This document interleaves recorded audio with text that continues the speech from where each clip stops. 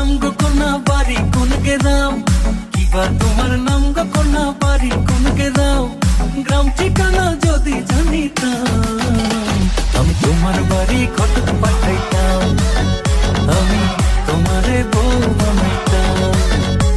তোমার এলোমেলো চুল আমার মন হইল ব্যাকুল, তোমার এলোমেলো চুল আমার মন হইল ব্যাকুল, যদি তোমার সম্মতি পাইতাম